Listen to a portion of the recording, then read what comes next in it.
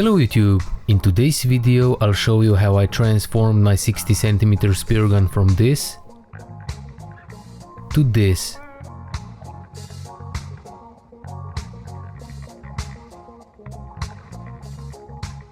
I recently discovered the Cressi Comanche Pro 60 series. I couldn't find one anywhere and I even tried contacting Cressi directly but never received a response. They're probably flooded with emails. My guess is that they produced this model for a while, but since there wasn't enough demand, they eventually stopped making it. That's when I got inspired to modify my own Cressi Sioux 60. The Comanche Pro 60 comes with a 7mm shaft and dual 16mm bands, which is a pretty aggressive setup and probably kicks like an elephant rifle.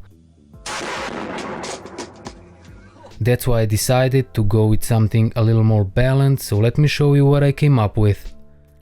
My Sioux 60 had a large gap underneath the shaft, so I decided to fill it up by adding an adhesive shaft guide.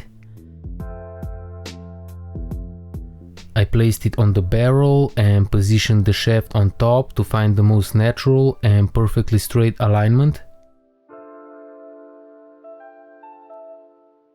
Then I secured everything with masking tape at the front, middle and rear sections. After that, I carefully cut the tape along the edges of the shaft guide, which gave me perfect reference lines for installation. Before gluing anything, I cleaned the barrel with pure alcohol.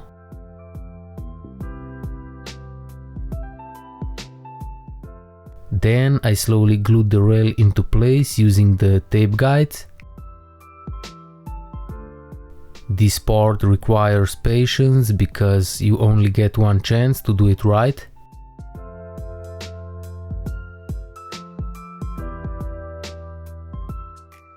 Once everything was aligned, I removed the tape and my speargun finally had a fully functional rail, which would be a huge advantage for this setup. The adhesive needs at least 48 hours to fully cure before entering the sea, so I moved on to rigging the shaft.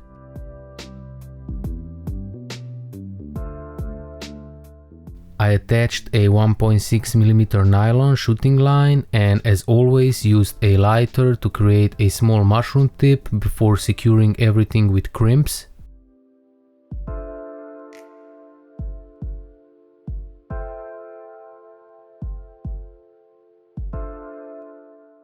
Next, I installed the reel and routed the Dyneema line through the muzzle.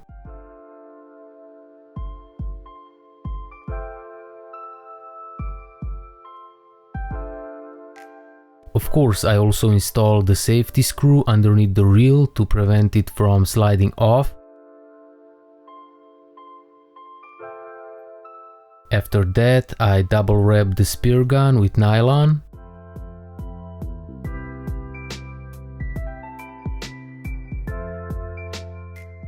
To connect the shooting line to the reel line, I once again used a crimp and a lighter to create a secure connection.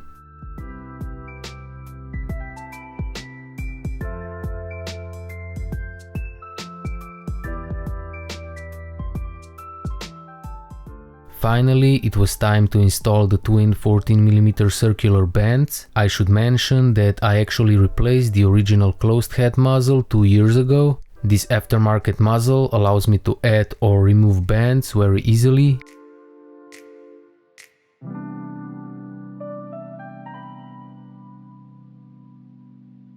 Since this is such a compact speargun, I took it out on my paddleboard and set up a small target for some accuracy testing.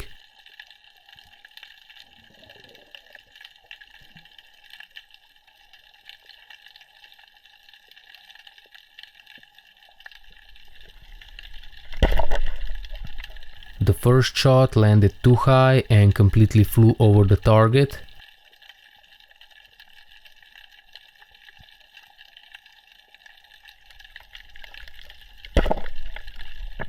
For the second shot, I aimed slightly below the target and the hit was perfect.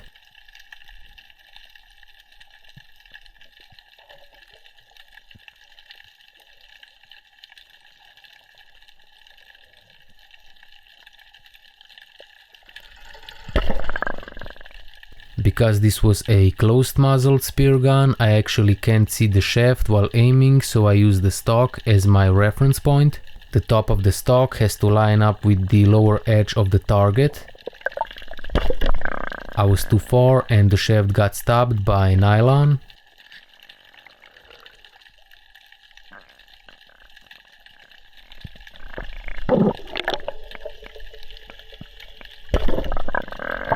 When aiming slightly below the target, I consistently hit the mark.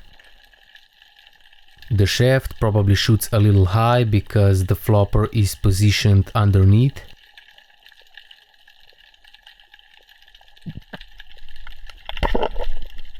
After dozens of shots, the target was practically split in half, but it gave me a very good aiming insight.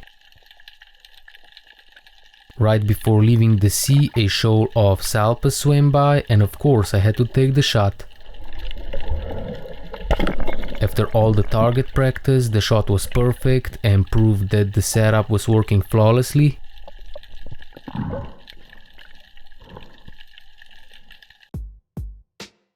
Back at home, I decided to make a simple aiming reference.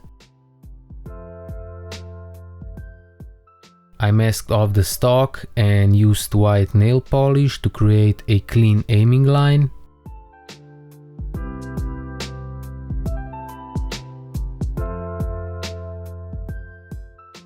After letting it dry in the sun, I sealed it with a transparent protective layer, creating a simple but effective DIY sight.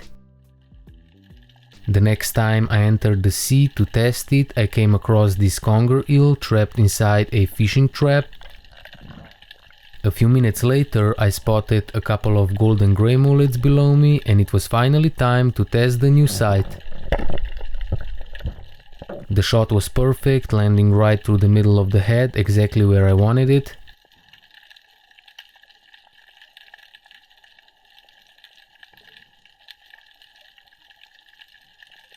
A few minutes later, I found a few more mullets and took another shot.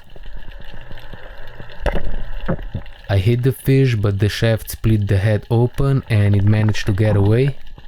I quickly reloaded and took another shot.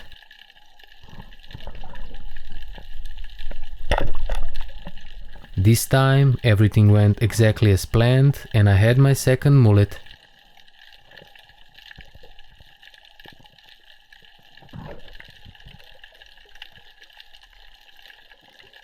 Later, I managed to sneak up on this gilthead sea bream and took the shot.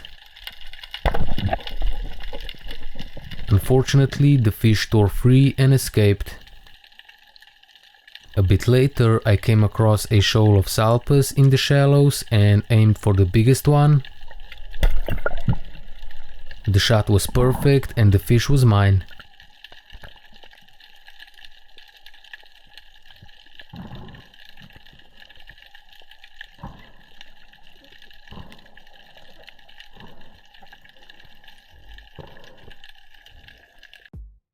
This compact setup did its job perfectly and I managed to catch lunch in 20 minutes.